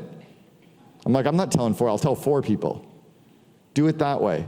Think about each email that you're CCing as if you'd have to physically walk it to their desks, and maybe you won't CC 40 people on 16 people a day and get replies from it all. We're wasting so much time because we're being lazy and moving too quickly. Slow down. I'm a big systems person. Every franchise organization I built, 1-800-GOT-JUNK, Gerber Auto Collision, College Pro Painters, I've always cared about systems and processes, but I also care most about the outcome over the process. As Ray Dalio said, if you see a snake in the grass, you don't write a process or a playbook to kill the snake, you pick up a stick and you bash it over the head. If I see a great employee, I'm gonna hire them. I'm not necessarily gonna run them through my entire interviewing process. I believe in process to a point, but I believe in the outcome over the process. I didn't even realize this slide was in here. I'm still obsessed with this movie 20. It's a little bit cheesy, it's a lot materialistic, but the science of this shit is real. By the way, somebody else owes $20 or me a beer. I'm gonna get so drunk tonight. It's not just about manifestation, okay? Vision without execution is hallucination. You can't just like manifest. You gotta get some shit going. You gotta work towards stuff, but there's a lot of other stuff that comes out from The Secret as well, and I really encourage you to rewatch it and see how you can bring all of these systems into your business. If you've got titles and roles, ensure that they're clear, right from the CEO to the COO. Clear org chart, clear roles and responsibilities, clear metrics, clear reporting structure, and make sure that everybody in the organization knows that, and communicate it over, communicate, until your people are making fun of you, and then you know your ideas are starting to stick. Back in, when was the fall of, was it 91, the fall of the Soviet Union? 91? So, was it 89? 91.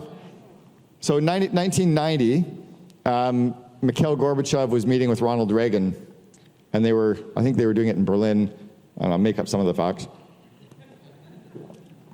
It's not a real story anyway. So Gorbachev and Reagan are meeting. Reagan's president of the United States, Gorbachev is president of the Soviet Union, and they're trying to solve all the world's problems in their meeting.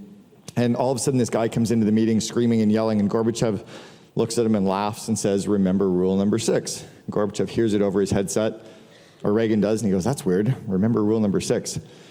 He said, they go about the rest of the meetings, and a couple hours later, somebody comes in upset, and Gorbachev laughs and smiles and says, "Remember rule number 6. And the guy calms down and leaves. An hour later, a woman comes in, she's screaming and yelling, and Gorbachev laughs and smiles and says, "Remember rule number 6. She leaves. Completely calm and happy. So they've solved the world's problems. The wall's going to come down. Cold War's over. Reagan says, "I need to know something." He goes, "What's rule number 6? And Gorbachev laughed and smiled. He said, "Rule number 6 is don't take yourself so fucking seriously." And Reagan said, "Well, what are the first 5 rules?" Gorbachev said, "There aren't any." And I think that's kind of what we have to remember, and it's kind of what I ended with yesterday, and we're going to slip into some Q&A right now, but none of this shit actually matters. We're all going to die. Like, for real, we're all going to die. Right? Like, the earth was here for millions and millions of years before us. It's going to be here for millions and millions of years after us. Like, whatever we do is like completely massively insignificant. Let's just dance and fun and hold hands and be good people and like enjoy the journey, right? Because this is just what we're doing to make a buck. And I think if you bring that attitude back into the workforce, you can still work hard, you can still be passionately driving towards goals, you can still build great companies, but for your employees as well, this is just what they're doing to make a buck. You got to remember that shit. None of this matters. I have a woman who worked for me 20 years ago, Jennifer, and I still, to this day, get text messages from her, and all it'll say is, rule number 6. I'm like, having a rough day? She goes, oh, fuck, again, but I just laughed about rule number 6. I'm like, you're amazing. We only talk like once every 3 or 4 years, but I get text messages every 6 months, and all it says, rule number 6. All right, I talked a little bit about investing in your leaders. It is the core thing that I've done at every company was to grow my people. It's what I'm known for. It's why I coached real companies. These systems that are in Invest in Your Leaders are the systems that I taught Kimball Musk. When Kimball Musk, Elon's brother, worked for me in 1993, I taught him how to grow his first company. I was a reference for him and Elon in their very first company. They had 1 employee. They were raising $600,000. That was the skills I'd taught Kimball. Peter Reeve, his cousin who built Solar City, was also an employee of mine in 1993. The companies that I've built and mentored and coached, this is what I work with them on. Right? When I coached the family that owns the country of Qatar, we dipped into about 5 of these 12 systems. So these are the systems that I'm passionate about. They're there. I really encourage you to go for it. Okay, let's do some questions. All right, we'll go. We've got some mic runners, but I'll try to repeat questions. Guy in the blue. Right here. What's your question? Okay. Can we get line? Can we just line up so that we can do them quickly? If you've got questions, let's get into a line, and then it's faster for the mic runners. Okay. My name is George. I have a quick question. You were talking about the type of leadership that's really like energetic, ADHD, as you said. But what about people who are like more calm or like me, like straight A students in university? Great. So the Jim Collins talks a lot about this in Good to Great, that some of the best leaders on the planet are what he calls level 5 leaders, which have the personal humility and the drive to succeed. You don't have to be a gregarious, outgoing leader. Not at all. I know many that are very humble, very shy, very quiet. Leadership is about core values. It's about inspiring with your vivid vision. It's about growing people and delegating and caring and being human. It's not about the rah-rah, pep rally. That's one part of leadership can be, but you can delegate that too. You can have somebody that works for you that becomes the cheerleader, and you become more inward-facing. So one of my clients is Shopify. Does anybody know Shopify? A couple of you. So they're a client of ours, and so Shopify, their COO, Harley, is a very outward-facing business development COO. Their CEO, Tobias, is very inward-facing, engineering-focused. So you don't have to be a cheerleader. You have to be you. Thank you. And by the way, if you're trying to be something you're not, it's going to resonate the wrong way. Okay, I'll go with this one. Hi, I'm Chris. And you are expert about company culture. What I notice is usually small company, when they start growing fast, and so they are not able to keep a hold of good people around, so they get one bad leader, and then they bring in other bad people, and they spread out like a cancer. And is there any antidote or like something to do for that? Yeah, so if we found out from a doctor that we had a cancerous tumor in our body, how long would you leave it in your body? A week, a month, 6 months? Get the fucker out now, right? You'd want the tumor out of your body right away. If you have a cultural cancer in your company, you have to fire them. The reality is your good employees will rally, they'll help out. Even if that bad person is giving you 50% of your revenue, when you fire the cultural cancer, all the good stuff starts to happen. You're not getting other business because of it. There's too much negative energy. So A players are racehorses, B players are workhorses, C players should go to the glue factory. You have to give your time to your A's and your B's, not to your C's. So one by one, you get rid of the negative people. Jim Collins talks about it. You get the right people on the bus, the wrong people off the bus, and everybody in the right seats. I've yet to find a company that works hard enough to get the wrong people out of the company. So you have to do that. Yeah. Hi, Cameron. My name is Amani. So my question as a career coach, solopreneur, and I guess there are a lot of coaches right here. What would you say are the biggest obstacles to go from solopreneur to actually have?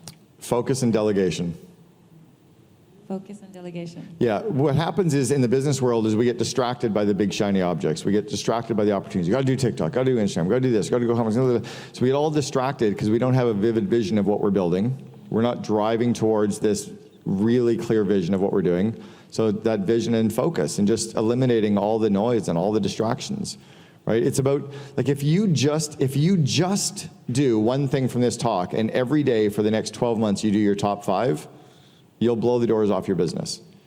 But you won't. You'll go back and you'll do social media and you'll get distracted by email and you'll get caught up in the minutia and you'll read another book. By the way, stop reading all these business books. You don't need to read a book a week. You need to read a book about a project that you're working on this month. You need to listen. Like, the reason my course is so valuable is these are the tools that leaders use every single day, right? But you don't need to read some book about TikTok when it's not necessarily driving towards your goal. So focus and vision. Yeah. Okay, it may have been fishing for compliments, but may I tell you that I found you really inspiring. Thank you. and very good looking too, right? And I think this is quite good because I used to be a solopreneur for a lot of time. And I find it really hard to hire people because nowadays most of the people, they want to work like remotely. Mm-hmm. And Yeah. could you have an idea, what do I have to do, to be, to think, to manage that? Hire people remotely. You can't, so I don't know if you're like in a... to keep track and Don't keep track. Hire really good people who will keep track of their own work. If you hire really good people, you don't have to manage them. Flip the org chart so that you're at the bottom and you support them and grow their skills and grow their confidence. Really good people, you don't have to manage them. They manage themselves. Fortune magazine asked me this 20 years ago. They said, how do you hold your employees accountable? I said, I don't. I hire accountable people. Okay. You can't push back against this whole people wanting to work remote. Like, hire people that want to work remote. And sadly, if you're in a business that requires people to come on site, I would slowly start changing your business a little bit. I also don't think you need to hire full-time people. Hire people that are fractional. And like, oh, I don't know if they're going to be working from home. Then you have the wrong person. Like, I don't give a shit when my employees are working or how many hours they're working because I know the work they're doing for the money that they're being paid and I know the results that we're getting. I don't care when they do it or how often. If they're working 4 hours a week right now for the money I'm paying, cool, because they're cranking it, right? I think we just have to flip our switch a little bit. If you have the right employees and you care about them, they're going to go through brick walls for you to grow your company. But if you feel like you have to oversee them and monitor them and have screen share so you can see what they're working on, you just have the wrong people. Okay. Yeah. Thank you. Yeah. All right. Thank you so much for all the information. It was very good, including this one. But my name is Mauro, and I have a question. How do you deal with the ADD, the thousands of ideas? For example, you're working out, you have this amazing idea, or taking a shower, and then when you're going to talk to the person supposed to share, you already forgot it. Yeah, so you either use something like Evernote where you can just send it to yourself or Wunderlist or email it to yourself so your ideas just go somewhere, but don't start your ideas. Drag all of your ideas into like a folder, and once a month or once a quarter, go back and look at all your ideas and be like, that's dumb, that's dumb, that's dumb. Oh, that's still interesting. Oh yeah, let's start this. But resist the urge to go from idea to execution. It's amazing. Like, I was taking notes here during the week, and I went home last night and I went through my folder of a bunch. I'm like, God, I'm so glad I didn't delegate these. These are dumb now. Like 48 hours later, stuff that I was like, that's amazing. I'm like, that's fucking stupid. The same idea. Just slow it down. So keep track of it. The idea for the entrepreneur is we need to keep the ideas somewhere. In the absence of a place to keep them, we tend to like to start them. So what I tell COOs in the CO Alliance is when your entrepreneur comes to you and go, I got a good idea, say, I love your idea. Let me ask you 5 or 6 questions so I understand your idea more. And the entrepreneur's like, oh, good, you're not arguing, you're just asking questions. And they feel like they're getting momentum. You ask a bunch of questions and they say, that's a great idea. Let's park it. And at the end of the quarter, when we're picking next quarter's projects, we'll vote on it. And they go, where are we parking it? Here. Okay, good. They know their idea is safe. That's all it is. Thank you so much. Yeah. Hello, Cameron. My name is Christian. First of all, your ADHD story really resonates. I got ADHD, and framing this as a superpower, I mean, that really nailed for me. The question I have is, I gave vivid vision to my CEO a year ago because he was talking about the challenge he's facing to communicate his vision across the company. Now, it's still on the shelf. He still hasn't read it. Yeah. It's one of those, I don't have time to read this kind of people. Yeah. Who can I make him read it? Or I was going to say send me an email. Do a Google search for TEDx. I've done 3 TEDx talks. I've gone to the main TED conference, the 5-day, for 11 years, 12 years. So one of my TEDx talks is called Your Vision Statement Sucks. So if you look up TEDx, Your Vision Statement Sucks, if you put my name in whatever, you'll find it. Have him watch that 18-minute video. He'll watch a video. When he watches the video, he'll realize he needs it. Great, thank you. Second point is, how big is your company? What in millions? I don't know. I'm not in that. Ballpark? How many employees do you have? So I'm not working in a leadership position, but it's 30 employees. Okay, he's big enough that he can afford to use a woman that I've referred, Jennifer Hude, runs a company called Conscious Copy. If you go to vividvision.com, she's my partner on everything related to Vivid Vision globally. She's helped about 550 companies write their Vivid Vision. Once he watches the movie, he can work with her. She'll pull the ideas out of her head and get it done for him. Okay, awesome. Thank you. You're welcome. Yes. Hi, my name's Candace from Hi. Canada. From Canada. Hi. And I have a question. I wonder if you can give me some insight. So I have a lot of content. I love speaking. I have lots of opportunities, but I'm a single mom to 3. I have a full-time job right now as an educator, 1 year left and then a year paid off, and then I plan on quitting. But I'm wondering how to, so I'm an employee of 1. It's just me. But I'm wondering if you have any insight or suggestions on how to use the time that I have to really offset my business to take it somewhere awesome. I would sell your kids because you can get good value so. now. Yeah. I think it's sellmykids.com Yeah, they're pretty or awesome. .or, I don't They remember. can work No, out. so if you can't sell the kids to free up time, I would craft the vivid vision for what your business looks like. Have you done that yet? No, not yet. Yeah, I would create the 4-page document describing what your business looks like, acts like, and feels like December 31st, 2025. Like lean out into the future, describe your business in vivid detail 3 years from now, and don't worry about how you're going to make it come true, right? Just describe it. That's the best starting point to start with because it's going to start to eliminate the noise and distractions and get you focused, and then work on the foundational kind of core things to grow up from there. That would be my I starting really point. appreciate your talk too, especially with the ADD. I think that's something that many of us have and we kind of maybe look down on. And I was like, that's me exactly. Not a disease. The school system Amazing. screwed most people up that are entrepreneurs because the school system said we weren't like teachers, right? The school system said that if you had ADD, you were a bad person, you should be medicated. I went back to my high school reunion about 10 years ago, and I make more than all of my high school teachers combined. And I'm still pissed at them for telling me that I was stupid for so long. But I for work real. with those kids. What's that? I work with those kids. Yeah. I teach spec ed. Oh, and- it's impossible No, to teach. I teach, but I tell them how amazing they are and that grades are bullshit and we're going to Good. rock the world. So Good. thank you so much. Yeah, that's what you need to do. Yes. Hi, Cameron. My name is Michelle. You're Hi. fucking awesome, I have to say. Thank you Thank so you. much for the talk. Thank you. So I'm looking for a business mentor or a business coach, and I run business and mastermind retreats for digital nomads and entrepreneurs. Okay. I don't know how to find the right one. I'm constantly surrounded with, everyone calls himself now business coach, business mentor. How can I find the right one? Yeah, the world is littered with coaches who have never done anything. And the cream rises to the top. You need to get them to prove it. I also, if I was looking for a coach, I would actually ask them to show me their P&L. If they're not willing to, don't tell me about your fucking revenue. Show me how much you're taking home. And then you'll get the real ones will actually come to you. I would really describe what it is your business looks like and then send it out to them and ask them what they can do to help you get there and trickle a little bit around that. Where are you based out of? Madeira Island, Portugal. Portugal. Portugal. Drop me a note offline. Thank you. Because my wife and I have sold everything. We sold our home in Arizona, sold our home in Vancouver, got rid of our cars. I have 3 pair of pants. I have 3 pairs of shoes. We're digital nomads. I'd like to talk. Let me talk to you about what you're doing. I'll give you a little bit of free advice just to find out what you're doing and see if there's any that we can come to for fun. Thank you so much. Yeah. Appreciate it. Thank Okay. you. Yeah.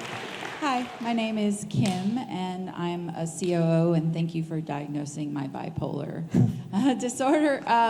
So I had a question for you. When did you decide to stop being a COO? And because I've been a COO for a while now, Yeah. and just go off and do your own thing. So yeah, in 2 parts. First one is I'm not making light of bipolar disorder.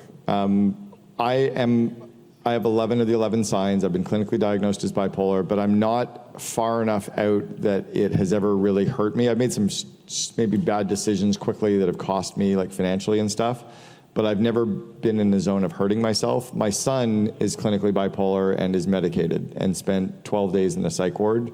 So I know what bipolar is when you're on a bit of the lunatic fringe, and he's in a really good place now, but I'm not making light of it.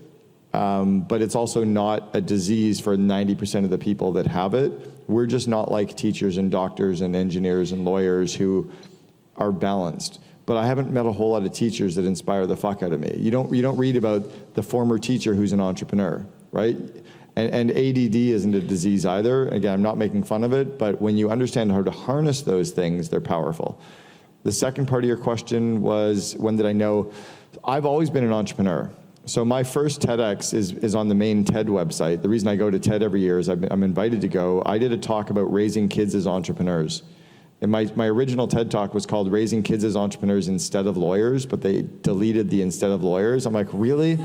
Yeah, because they didn't want me to be polarizing. I'm like, I fucking hate lawyers. Except if you're here, then you're amazing. Or if you're at Burning Man. If you're a lawyer and you go to Burning Man, then you're amazing. But so I've always been an entrepreneur. I had entrepreneurial ventures my whole life, and then I became a COO a couple times in very entrepreneurial organizations where I was kind of the partner to the CEO. So I was a bit of an odd duck.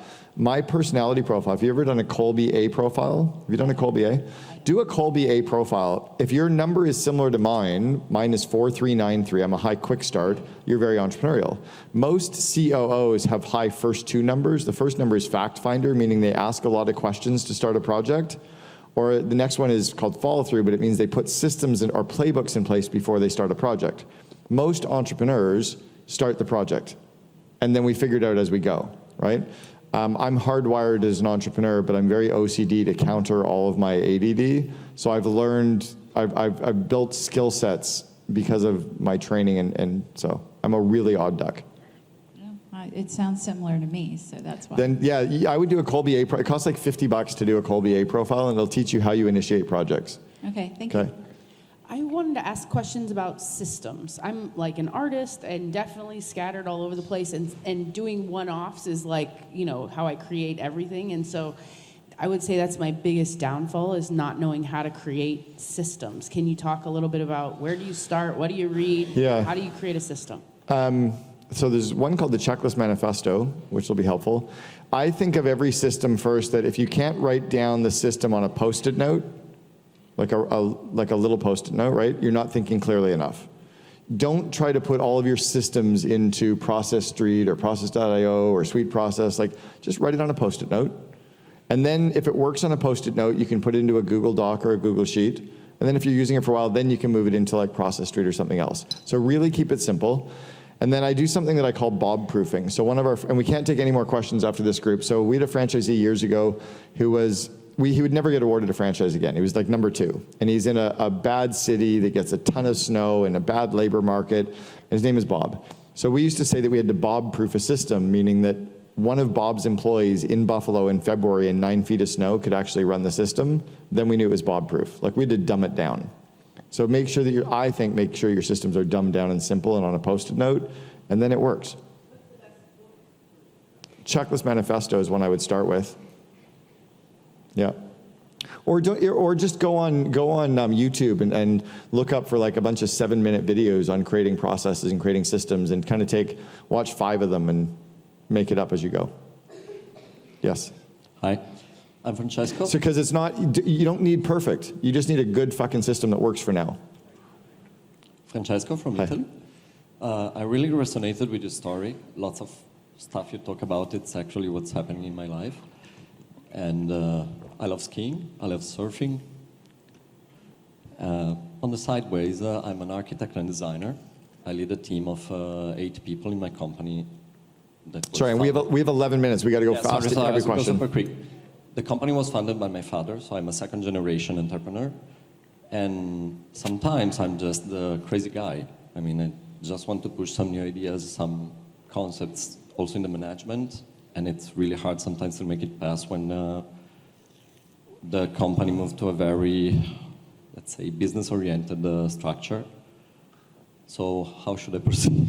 Yeah, so when you go from 1 employee to 3, from 3 to 10, from 10 to 30, from 30 to 100, from 100 to 300, those are the inflection points, the 1s and the 3s. We are around You're 100, around 10. We are around the 100 point. You're at 100 employees? The whole company, yes. Okay, so when you get to the 100 employees, it's about building a leadership team. Making sure that the people, the 5 or 6 people that report to you are very solid, very seasoned, very strong. That's the stage you want to be in. Are you involved in YPO at all? I'm about to. Yeah. I have some friends in YPO that are inviting me to go in, so... Where in Italy are you? Milano. Milano. I coached Alfio Bardolo. You know Alfio? No. Alfio wears the orange shirts. I think he's been to Mindvalley before. Alfio is a client of mine. He's got 300 employees in Milano. Join YPO. Read my book, Double Double. Get my course into the hands of your management and leadership team. Grow their skills, and your company will go. And then for you, it's about picking the 2 or 3 things that you love that give you energy and delegate everything except genius.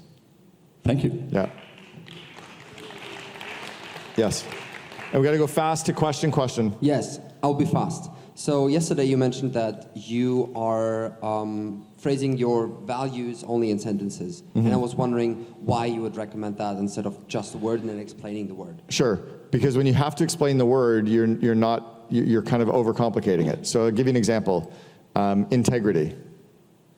What the fuck does that mean? Right? Or deliver what you promise. Clear. Right? Respect the individual. Clear. Pride in all you do. Clear. Compassion. Confusing. So just very short phrases that are very clear that need no explanation. Then when you roll them out, you can give 7 different ways that we live that. Here's 7 ways we deliver what we promise. Here's 7, but the core value themselves are so clear that they need no explanation. The other test is, are you willing to fire people if they break the core values? That's the key. Yep. Great to see you again, Cameron. Thank you. Thanks, my question is, as a CEO, I'm naturally more drawn to people who are complementary to me. So I'm more, ADD. Yeah. I like executors and like someone that can just focus and do the work. Yeah. And I don't work as well with other people like me that has lots of ideas. So Yeah. I was wondering if you had any suggestions, especially as I'm about a team of 10. So now I'm starting to hire still I know you are. primarily early team, yeah. And by the way, I like Ivy. It's Ivy, right? Because Ivy reached out to me months ago before I even knew who she was, asked me for some advice on something, took it, and has already moved it forward. I love it when people, if you're going to ask the advice, you're going to do something with it. Actually, so Cameron, you asked me something. You asked for an introduction to Copy AI's COO. On trends. Yes. That was cool. Yeah, thank you. He asked me something first, just so everyone knows. Thank you. So on this, don't hire people that are like you. Hire people that you respect because they live core values that are yours. Hire people that have the deep domain expertise in what you need done, but they live the core values that are yours. And then remember that it's about respecting people. It's not about being everybody's best friend, but just try to get to know them as humans. You'll be amazed that sometimes people that seem so different on the outside are so similar in other ways that we don't get to know them as well. But yeah, not everybody has to be your best friend. You'll still have a few people that you get to go to coffee with more or hang out with more, but get to know the rest of the people. It's amazing when you get to know them. Yeah. My question is about vision. I really like the idea of the 4-page description of how you see your company in 3 years. I'm going to use it in my company. It's 20 employees, small company. And I wonder if, I'm going to watch your TEDx talk about vision, but do you still use like a 1-paragraph vision, objective vision for the team, or your vision is the 3-4 pages? That 4-page document is shared with every single employee. So if you go on the Vivid Vision Quest that's on Mindvalley, I walk you through it all. Or if you read the book Vivid Vision, it's there. I've got examples of them online that you can see them. I've also written a personal Vivid Vision, and then my wife and I have written one for us as a couple, and I'll happily share any of those if you want to read what those are like, and it goes into like every aspect of our lives. But when you share it with everyone, they help you make it come true. Sure. So that vision, mission, values, 1-paragraph vision, 1-paragraph mission, so that's... It's all bullshit. Okay. Yeah. That's what I wanted to make sure. Because the vision, so the core values are important and mission is important, but like I publish what my BHAG is and my core purpose and my core values, but my Vivid Vision, that 4 or 5-page document describing every aspect of my company 3 years from now, everyone gets it. Like when you read the Vivid Vision for my COO Alliance, you'll be like, oh, fuck, I get it. And you'll be more clear on my business than any of your employees are about yours. I just want to make sure I'm going to throw in the trash my one paragraph pitch. Okay. Yeah, because it's not enough. Thanks. Yes. Hi, I'm a part of a global youth organization called ISAC, but I just want to understand your perspective of how does the leadership principles that you adopt, because you share a lot of knowledge and also that experience, and it relates to me, but my question is when it comes to introducing the concept of leadership to young people who might not have experience or might not understand relevance, how fast do you suggest that you have to be slow and the time that you... In growing their skills or in giving them a vivid vision? Growing them skills to the vision, because our organization has a lot of visions, but we just don't know how to connect with the young people. One of the most important things for Gen Y and Gen Z is a deep connection to your core values and your core purpose of your company, and they really care about growing their skills. They're only going to be loyal to your company for 6 months to 18 months, and they're probably going to move. So one of my clients said, well, what if I spend this time to grow their skills and they quit? I said, well, what if you don't spend the time on growing their skills and they stay? Right? But yeah, grow their skills. They'll be so happy that you care about them as people and you're growing their skills and you're supporting them and care about them as humans. They'll go through brick walls for you. You get more from them. Yes? Hello, Cameron. Hi. As you know, I work with Daria. I'm more on the visionary side. She's on the integrator side. And I've been navigating a lot, like the lack of motivation when it's not very big. I have to think something massively big, like now it's like I want to work with people who want to impact millions and have a massive summit, and I have this massive vision, then I get the excitement. And then it stops, yeah. The daily task and like how do you move in the daily. So I move in between the two, and like then I have this massive excitement and it's like I think some of it is you're Sebastian, you're growing to just understanding that there is some execution that goes behind all these visions. You know, Elon has always had big visions, but he also like puts his nose to the grindstone and works hard at making them happen, right? I think it's also one of the reasons why he's even trying to back away from Twitter right now is he realizes he's just got too much on his plate. Like I talked to his brother Kimball about this 2 years ago. I'm like, you got to pull him off the grid. So there's one thing about being inspired. There's another thing about being a lunatic or being, you know, and our employees know it too. Like when we're hitting them with these visions that are so big and so out there, or these like 20-year things that we're excited about, they can only focus on stuff that's really 2 or 3 years out. I think if you can get a really strong, vivid vision that excites you, it's more manageable that you can actually be inspired by that and get more of that done. The hard part with the 20-year stuff is it's so far out there that it's just too far out. Yeah. Yes. Thank you. Hi, Cameron. So I run a seminar and retreats in Thailand, and so far I have a really good pool of clients in Bangkok and around Thailand itself. And yesterday you were mentioning that, you know, like PR is one way to go about it to expand the business. Yep. So I'm really looking forward to expand my work internationally, but I didn't want to get into TikTok or social media or stuff like that because I understand that it's, you know, very competitive. So I'm wondering what would be the right strategy. What are your retreats? Just briefly, what are the retreats and who goes? I work with energy healing. So everything that I do is all about holistic therapy. And I also have a partner who promotes my class in Bangkok. So I have been teaching in Thai, but I really wanted to, you know, start expanding internationally and start teaching it in English. I'm gonna have to say I'm not sure. I probably need more time and we've got 2 minutes left. I'm not sure. Okay. And I've coached companies. I coach Noom Dara, he's part of YPO Thailand. Do you do much with YPO or the Entrepreneurs Organization? Do you have any clients from there? I don't know the YPO Thailand, but I do have another question then. If we were to summit in 2 minutes, do you think the PR, like coming onto publication and stuff, does it still work in today's world? It works so getting the press, it's not about getting the press coverage, it's what you do with the press coverage. So the example is gonna be that if you go, let's say that you get 2 stories in a newspaper and 2 blog articles and 2 podcasts about you, that's like having 6 logs sitting on the ground in front of you. Those 6 logs are not a fire. You need to light the logs on fire. So the way you light the logs on fire is you take your stories and you put them on your media page of your website, you share them on your Facebook and on your Instagram and your LinkedIn, you email them out to your client list. And then it's kind of cool when you have a fire, right? But when I was a kid, I used to like to pour gas on the fire. So now I've got 6 logs and I light them on fire. How do I pour gas on the fire? Well, I'm gonna buy traffic. I'm gonna drive traffic to those stories. I'm gonna have my employees share the stories. I'm gonna make sure that I share the stories multiple times. If I get 6 stories, I'm going to share them 3 times this year on LinkedIn, 3 times on Facebook. I'm going to kind of amplify that fire. Okay. So that's how I go with the press. Is I would try to get some press, and podcasts are very easy. There's podcast services because your voice, and then you can kind of get those transcribed and use them for other purposes. I'd go after podcasts. That makes sense. Do you also? I got to go to the next question. Okay, Sorry. Thank you. Yeah. Hi, Cameron. You said something earlier that really struck me. You said that when you initially started the company with Brian, there were a couple of months or more where you were living off your savings, and you were wondering if, I don't know if you were wondering actually.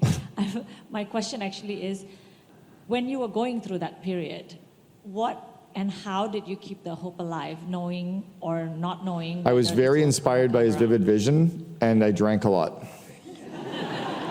Yeah, it was the vivid vision kept us going. And we got 2 more quick questions, and we're done. Hi, how can we embrace leadership in young people? How do we embrace it, or how do we help grow it in them, or? Yeah, both. Just like recognize that they want to grow. Like they're starving. Here's what about Gen Z? Like anybody who's like 25 and younger right now, they fucking hate the school system because they know it's bullshit. They know it's a waste of time. So any good education that actually grows them, that's engaged, that's tied to what they're working on, they're going to care about. These skills, like the invest in your leaders, if you show them that those skills are going to help them make their business grow or their career better, they'll be all over that stuff. Because they didn't want to learn about like the War of 1812 or what was happening. Like none of that shit mattered. That's how you engage it. Last question. Hi, Cameron. My name is Bronze. You spoke about, as a leader, the most important thing is to grow people confidence and skills. Yeah. And especially, so now, right now, I've been hiring people and building the team. And one of the biggest challenge I have is like giving feedback. Yeah. So how do you balance like giving feedback with? Great. So the best way to give feedback to somebody is after the situation you're going to give feedback on, you turn to them and you say, "What's 3 things that you did well?" You write it down. What's 3 things you could have done better? You write it down and say, "Okay, let me give you 3 things you did well, and then let me give you 3 things you could have done better."